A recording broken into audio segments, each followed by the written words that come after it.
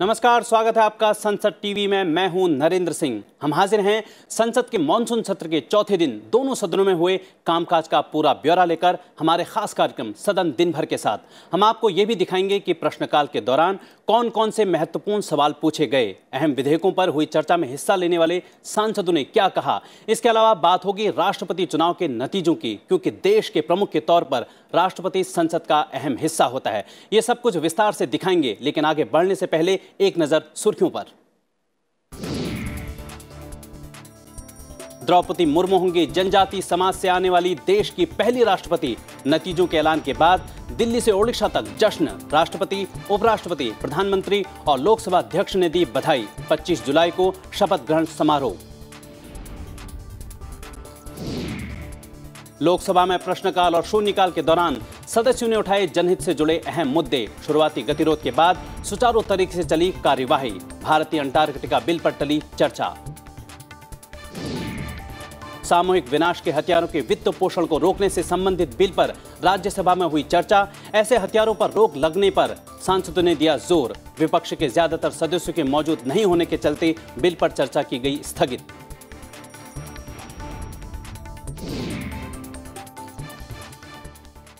NDA उम्मीदवार द्रौपदी मुर्मू देश की नई राष्ट्रपति होंगी। वोटों की गिनती के बाद राज्यसभा महासचिव और राष्ट्रपति चुनाव के निर्वाचन अधिकारी पीसी मोदी ने इसकी घोषणा की। इसके साथ ही द्रौपदी मुर्मू जनजाति समाज से आने वाली देश की पहली राष्ट्रपति और दूसरी महिला राष्ट्रपति होंगी। निर्वाचन अधिकारियों ने बताया कि कुल 4,754 वोट में से 4,701 वोट वैध पाए गए और 53 वोट अवैध थे। इसी के आधार पर जीत के लिए 5,28,491 मत मूल्य का कोटा तय किया गया। द्रौपदी मुर्मू ने करीब 3 लाख मत मूल्य के अंतर से विपक्ष के उम्मीदवार यशवंत सिन्हा पर बड़ी जीत दर्ज की। द्रौपदी मुर्मू को कुल 2,824 वोट मिले, जिसका मूल्य 6,76,803 रहा। वहीं यशवंत सिन्हा 3,80,177 मत मूल्य के साथ 1,877 वोट ही हासिल कर सके।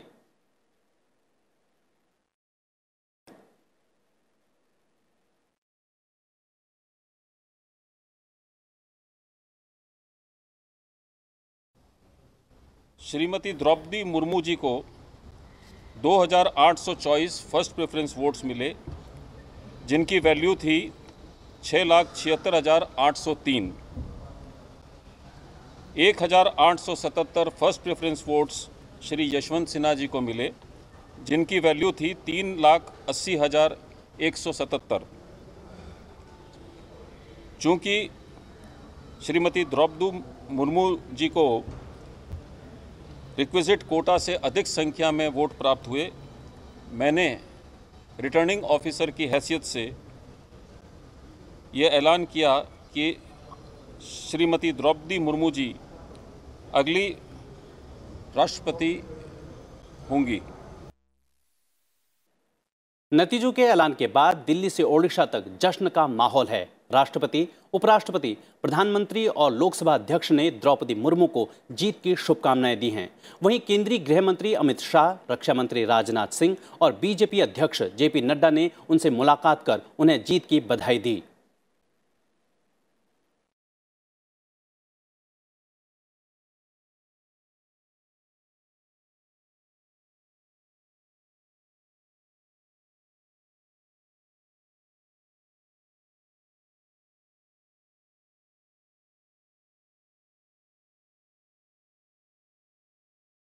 वोटों की गिनती के बाद राज्यसभा महासचिव और राष्ट्रपति चुनाव के निर्वाचन अधिकारी पीसी मोदी दिल्ली स्थित द्रौपदी मुर्मू के आवास पहुंचे और उन्हें जीत का सर्टिफिकेट सौंपा।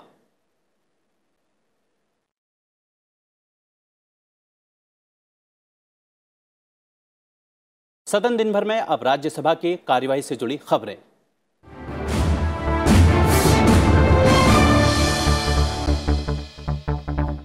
महंगाई सहित विभिन्न मुद्दों को लेकर राज्यसभा की कार्यवाही में अवरोध आज भी जारी रहा और सदन की कार्यवाही कई बार के स्थगन के बाद दिन भर के लिए स्थगित कर दी गई। सुबह बैठक शुरू होने पर सभापति एम वेंकैया नायडू ने मनोनीत सदस्य वीरेंद्र हेगड़े को राज्यसभा सदस्यता की शपथ दिलाई। इसके बाद सभापति ने सदन की कार्यवाही को आगे बढ़ाने की कोशिश की, लेकिन महंगाई, जीएसटी और नेशनल हेराल्ड अखबार से जुड़े मनी लॉन्ड्रिंग मामले में कांग्रेस अध्यक्ष सोनिया गांधी से ईडी की पूछताछ जैसे मुद्दों को लेकर कांग्रेस सहित अन्य विपक्षी दलों के सदस्यों ने कार्यवाही में अवरोध पैदा किया। सभापति ने इस पर आपत्ति जताई और सदस्यों से कहा कि सदन में तख्तियां और कागज न लहराएं। इसके बाद भी गतिरोध नहीं थमा, जिसके बाद सभापति को सदन की कार्यवाही दोपहर 12 बजे तक के लिए स्थगित करनी पड़ी। No play cards, no articles. I have to name those people. I asked एक बुलेटिन में जो लोग ये प्ले कार्ड्स लाया उसके बारे में जिक्र करना चाहिए और आपत्तिजनक है ऐसा चेयरमैन ने कहा। इसको कर दीजिए। House is adjourned to meet at 12 o'clock। दोपहर 12 बजे कार्यवाही शुरू होने पर भी गतिरोध जारी रहा। अवरोध के बीच ही उपसभापति हरिवंश ने प्रश्नकाल शुरू किया। कई सदस्यों ने अपने अपने पूरक सवाल किए और संबंधित मंत्रालयों के मंत्री ने उनके जवाब भी दिए। हालांकि गतिरोध की वजह से दोपहर 12:25 पर 10 मिनट के लिए सदन की कार्यवाही स्थगित करनी पड़ी। दोपहर 12:35 पर सदन की कार्यवाही दोबारा शुरू होने पर प्रश्नकाल जारी रहा। दोपहर 1 बजे प्रश्नकाल पूरा होने पर उपसभापति ने जरूरी दस्तावेज सदन के पटल पर रखवाए और सदन की कार्यवाही भोजनावकाश के लिए दोपहर 2 बजे तक स्थगित कर दी। अब lunch hour house stands adjourned till 2 PM। भोजनावकाश के बाद उच्च सदन में सामूहिक संगार के आयुध और उनकी परिधान प्रणाली विधेयक पर चर्चा शुरू हुई। इस बीच विपक्ष के कुछ सदस्यों ने कार्यवाही में अवरोध पैदा करना जारी रखा। इसी बीच आम आदमी पार्टी के सदस्यों ने सदन से वॉकआउट किया। हालांकि चर्चा में कुछ दलों के सदस्यों ने हिस्सा लिया और अपने विचार रखे, लेकिन विपक्ष के ज्यादातर सदस्यों के मौजूद नहीं होने की वजह से सरकार के अनुरोध पर बिल पर चर्चा स्थगित कर दी गई, जिसके बाद पीठासीन अध्यक्ष भुवनेश्वर कालिता ने सदन की कार्यवाही दिन भर के लिए स्थगित कर दी। Government would like to have this bill passed with the participation of the opposition also, but unfortunately the opposition is absent today. So I would suggest that if we wait for a day or two, and if the opposition is ready to come back and participate in the discussion, so we can take up this bill and keep it in abeyance for a day and have it on Monday again when we meet and continue the discussion and then pass the bill accordingly. Thank you. Now the House stands adjourned to meet at 11 hours on Friday, the 22nd July 2022. सामूहिक संगार के आयुध और उनके परिधान प्रणाली विधेयक पर उच्च सदन में हुई चर्चा में हिस्सा लेते हुए ज्यादातर सांसदों ने इस विधेयक का समर्थन किया। उनका कहना था कि जैविक, रासायनिक और परमाणु हथियारों से मनुष्य की रक्षा के लिए हर स्तर पर कदम उठाए जाने आवश्यक हैं। बीजेटी के प्रशांत नंदा और YSRCP के अयोध्या रामी रेड्डी ने कहा कि व्यापक नरसंहार के हथियारों पर रोक लगना जरूरी है। It empowers the government to prohibit making available funds, financial assets or economic resources for any prohibited activity in relation to weapons of mass destruction and their delivery system. Sir, passing of this bill will strengthen the country's global position and specific changes in the earlier law, which was necessary so that security of the country can be ensured. Upgrading a law which was 17 years old was necessary, and thus it has come to this House for consideration and passing, sir. The first point, India has remained on the forefront in matters of disarmament and reiterated the belief that nuclear weapons, which should be abolished in a step-by-step, non-discriminatory process, which is echoed in the bill. Having committed to the policy of no first use since 2003, we have repeatedly stated the use of nuclear weapons would be of punitive retaliation in case of an attack. This bill also promotes our global efforts towards disarmament and strengthening the non-proliferation order, like supporting the Conference of Disarmament for negotiations on an international convention prohibiting the use or threat of use of nuclear weapons and steps to reduce the risks associated. RJD के मनोज कुमार झा ने कहा कि अंतर्राष्ट्रीय प्रतिबद्धता के अनुसार भारत को कानून बनाकर इसका अनुमोदन करना है। तो जेडीयू के रामनाथ ठाकुर ने कहा कि भारत सरकार को आतंकवादियों को हथियारों की आपूर्ति पर रोक लगाने के लिए समुचित कार्रवाई करनी चाहिए। ये कि सरकार ने इसको लाया था, इसको संशोधित करते हुए वर्तमान सरकार ने आम जनता के लिए यह संशोधन बिल पेश हुआ है। इस विधेयक की मूल भावना है वसुधैव कुटुंबकम। यह वाक्य संसद के प्रवेश कक्ष में अंकित है। इसका अर्थ है धरती ही परिवार है। इस भावना से विधेयक उन सभी विनाशकारी हथियारों पर प्रतिबंध लगाने की बात करता है। I know this bill is in accordance to international commitment. Fully agree with that. But important is how we have international commitment in different other areas and realms. Indigenous population, labor, there we remain silent. I have no qualms, no disagreement. Please go ahead with this bill. But please also look at the commitments we have pending. Identification of proliferation activities. I think this is one area where the bill is quite positive. Comprehensive legal measures have been envisaged. That's understandable. So we still remember when we talk about this bill, anthrax वाला पूरा जो मामला US का था और इस तरह की पूरी संभावनाएं हैं जहां पोस्टल डिपार्टमेंट को लिफाफे में इस तरह की चीजें पहुंचाई जा रही थी। यह आनंद होता है कि एक सरकार ने महत्वपूर्ण बिल लाया है, दिखने में छोटा है, लेकिन इसके पीछे जो विचार है वो विचार देश की और दुनिया की सिक्योरिटी स्ट्रेंथन करने का है। क्योंकि दुनिया ने देखा है कितने प्रकार के हमले हुए हैं, कैसी टेक्नोलॉजी नई नई आ रही है और कितना संकट पैदा करते हैं। लगातार 3 दिनों तक राज्यसभा की कार्यवाही बाधित रहने के बाद आज प्रश्नकाल हुआ।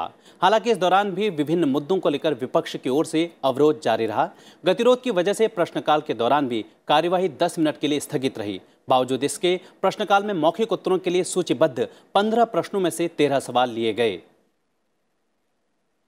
में भारतीय युवाओं के लिए रोजगार के अवसरों में क्या कमी आई है? अगर आई है तो उसके कारण क्या है? क्या सरकार को ऐसा प्रयास करेगी कि भारतीय युवाओं को विदेशों में मिलने वाले जो अवसर हैं उनमें के जो कमी है उसे दूर किया जा सके? In the developed world, there are many more opportunities for our young people. With regard to the countries of the Gulf, we have again strengthened our protection for workers for opportunities, and even during the COVID, we have through political contacts, we have ensured that the layoffs have been minimized and the return to work has been possible. आप जानते हैं Covid समय में कई लोग भ्रमित चीजें फैला रहे थे, अग्निवीर के बारे में भ्रमित चीजें फैला रहे हैं। इनके बारे में क्या कर रही है सरकार, मंत्रालय क्या कर रहा है?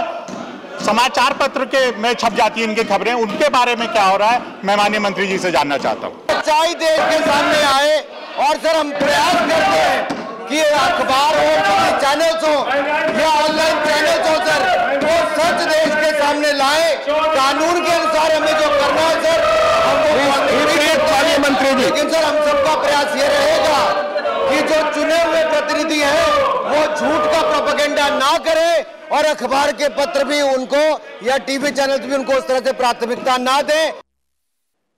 मनोनीत सदस्य वीरेंद्र हेगड़े ने आज राज्यसभा सदस्यता की शपथ ली। सभापति एम वेंकैया नायडू ने उन्हें शपथ दिलाई। ಧರ್ಮಸ್ಥಳ ವೀರೇಂದ್ರ ಹೆಗಡೆ ಎಂಬ ಹೆಸರಿನ ನಾನು ರಾಜ್ಯಸಭೆಯ ಸದಸ್ಯನಾಗಿ ನಾಮನಿರ್ದೇಶನ ಹೊಂದಿದವನಾಗಿ ಕಾನೂನಿನ ಮೂಲಕ ಸ್ಥಾಪಿತವಾದ ಭಾರತದ ಸಂವಿಧಾನದ ವಿಷಯದಲ್ಲಿ ನಿಜವಾದ ಶ್ರದ್ಧೆ ಮತ್ತು ನಿಷ್ಠೆಯನ್ನು ಹೊಂದಿರುತ್ತೇನೆಂದು ಭಾರತದ ಸಾರ್ವಭೌಮತ್ವವನ್ನು ಮತ್ತು ಅಖಂಡತೆಯನ್ನು ಎತ್ತಿ ಹಿಡಿಯುತ್ತೇನೆಂದು ಮತ್ತು ನಾನು ಈಗ ಕೈಗೊಳ್ಳಲಿರುವ ಕರ್ತವ್ಯವನ್ನು ಶ್ರದ್ಧಾಪೂರ್ವಕವಾಗಿ ನಿರ್ವಹಿಸನೆಂದು ದೇವರ ಹೆಸರಿನಲ್ಲಿ ಪ್ರಮಾಣ ಮಾಡುತ್ತೇನೆ। ब्रेक पर जाने से पहले आपको दिखाते हैं वो पल जब सभापति एम वेंकैया नायडू ने उच्च सदन में नेता प्रतिपक्ष मल्लिकार्जुन खड़गे को उनके 80वें जन्मदिन पर बधाई दी। साथ ही उन्होंने टीआरएस सांसद संतोष कुमार को भी जन्मदिन की शुभकामनाएं दी। ब्रेक के बाद देखेंगे लोकसभा की कार्यवाही का पूरा ब्यौरा। बने रहिए हमारे साथ।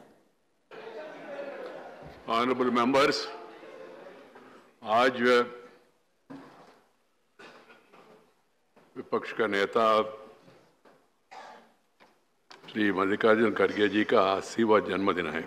80वां जन्मदिन।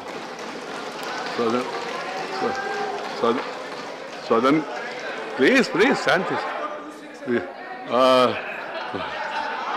नहीं, पैदा होते होते कोई डिस्टर्ब नहीं करेगा, मुझे मालूम। और 80th birthday of Sri Mallikarjun Kharge ji, on behalf of the entire house, I greet him and convey best wishes. One more member, Sri Joginapalli Santosh Kumar, is there in the house. Santosh is one of the youngest members from Telangana, and I convey best wishes to him also on behalf of the house.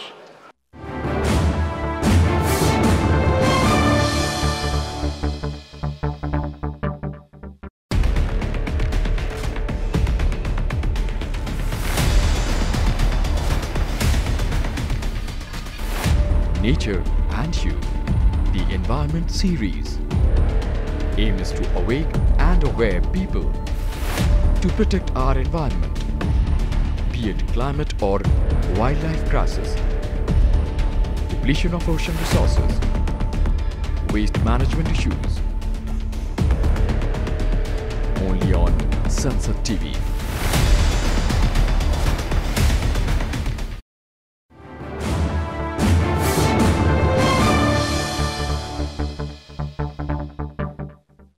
Break के बाद एक बार फिर से आपका स्वागत है। सदन दिन भर में अब बात लोकसभा की कार्यवाही से जुड़ी खबरों की।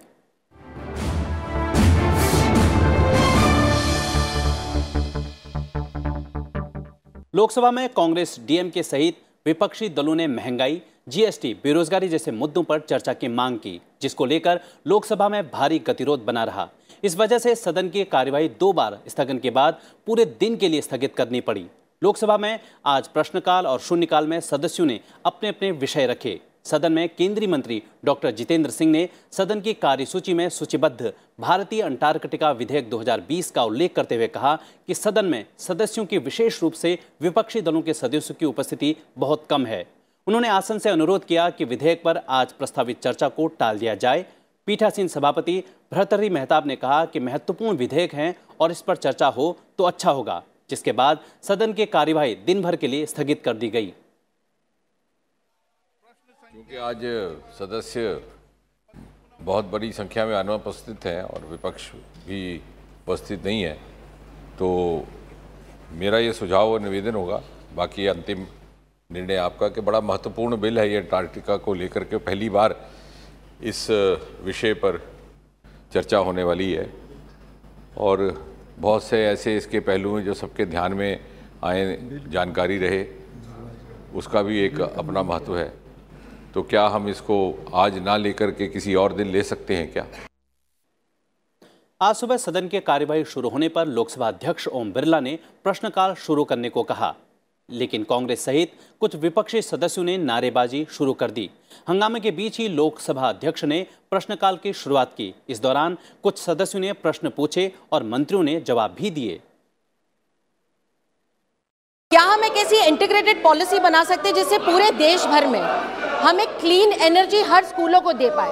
क्योंकि मैं मुंबई से आती हूँ, हमारे यहाँ क्लीन एनर्जी पूरे समय तक हमारे यहाँ बिजली होती है, लेकिन आप गांव पहाड़ों में जाते हैं जहाँ पे छोटे जो स्कूल होते हैं, जैसे मैंने राजकोट में देखा है, कहीं जिंद में देखा है, कुछ ऐसे जगहें हैं जहाँ पे डिस्ट्रिक्ट खुद एडमिनिस्ट्रेशन काम करके सोलर पैनल्स लगाते हैं स्कूलों में। क्या हम इसको एजुकेशन मिनिस्ट्री के साथ टाई अप करके ये काम कर सकते हैं क्या? स्कूलों के ऊपर जो पावर मिलना है वो उचित मिले और सही गुणवत्ता में मिले, उनकी है। लेकिन आज का दिन में वो 2020 मार्च तक उस स्कीम भारत सरकार ने RTS 1 के ऊपर चलाती थी, लेकिन आज का दिन में वो वायबल हो गया है केवल उनका इन्वेस्टमेंट 2 साल के अंदर उनको रिटर्न मिल चुकी है।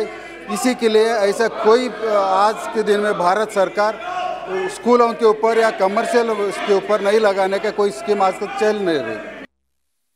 सेंट्रल पब्लिक सेक्टर एंटरप्राइजेज को खरीद में आप छूट देंगे और उन सेंटर्स को आप क्या बिजली का उत्पादन सोलर पैनल के द्वारा हमारे प्राइमरी हेल्थ सेंटर्स को उनको आप बिजली देंगे, इसके लिए आपका कुछ प्रावधान है क्या? डिस्कॉम अप्रूवल था पहले, अभी हम डिस्कॉम अप्रूवल के टेक्निकल फिजिबल अप्रूवल हमने किया है और vendor to participate in bidding था, उसी के और हम आसानी से करके vendor to pay only 2.5 lakh rupees guarantee and register किया है। और central financial assistance to vendors CFA के माध्यम से अभी कस्टमर को डायरेक्ट दिया है। ऐसा भारत सरकार हमारा मंत्रालय डायरेक्टली किसी को देता नहीं है, हमारा पॉलिसी के अंतर्गत उनको सारे सुविधाएं हमने प्रोवाइड कर दिया है और सेंट्रल फाइनेंशियल असिस्टेंस उसको मिल सकती है। The recent floods in Godavari River resulted in unforeseen misery for the tribal living in Andhra Pradesh who had to trek up the hills to save themselves from the floods. Sir, can the minister state the measures taken to ensure welfare of the such people belongs to the tribal community in the state affected by the floods recent, sir? The relief measures are to be taken by by the state governments, and Government of India through the recommendations made by the Finance Commission allocates funds to the states under the SDRF grants, and if desired and required, then under the NDRF grants. That grant is available with the states. Primarily those measures have to be taken by the states. If desired by the states, Government of India is going to extend the support.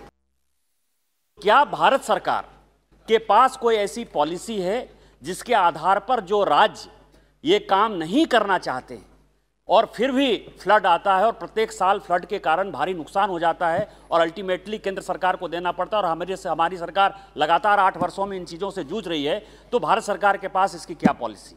जो राज्य सूची के विषय हैं उन पर भारत सरकार सीधा हस्तक्षेप नहीं कर सकते, इसलिए प्रारंभिक तौर पर राज्यों को ही इस विषय में संज्ञान लेने की आवश्यकता है।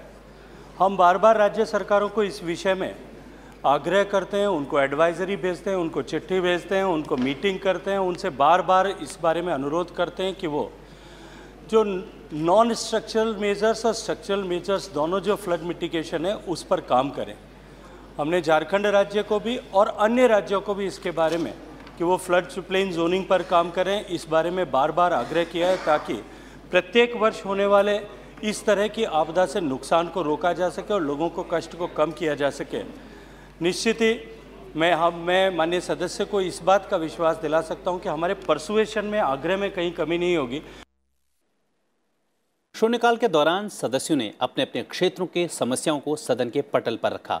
शून्यकाल के दौरान सांसद धर्मवीर सिंह ने लाल डोरा मुक्त स्वामित्व योजना से जुड़ी समस्या को सामने रखा। वहीं सांसद रतनलाल कटारिया ने चंडीगढ़ एयरपोर्ट के लिए पंचकुला की ओर से कनेक्टिविटी की मांग की। प्रदेश में लाल डोरा मुक्त स्वामित्व एक योजना चलाई है और जो ड्रोन के हिसाब से उसका जगह देखी जाती है कि किसका मकान कहाँ था, लेकिन तकरीबन मेरे इलाके में बहुत से गांवों में शिकायतें आई हैं। वो ऊपर से ड्रोन प्राइवेट कंपनियों को दिया जाता है, वो मिल मिला के जगह किसी की मकान किसी का दिखा दिया। मैं माननीय सड़क व परिवहन मंत्री जी से मांग करता हूं कि एयरपोर्ट के लिए पंचकुला की ओर से कनेक्टिविटी दी जाए ताकि यात्रियों की सुविधा के साथ साथ समय व ईंधन के बोझ को कम किया जा सके। इसके बाद नियम 377 के तहत सदस्यों ने लोगों से जुड़े हुए मुद्दों को सदन के पटल पर रखा। मैं आपके माध्यम से रसायन और उर्वरक मंत्री जी से मांग करता हूं कि इस विषय पर संज्ञान लेकर राज्य सरकार को निर्देशित करे कि वे किसानों को निर्धारित दर पर यूरिया, DAP आदि रासायनिक खाद किसानों को उपलब्ध कराना सुनिश्चित करे।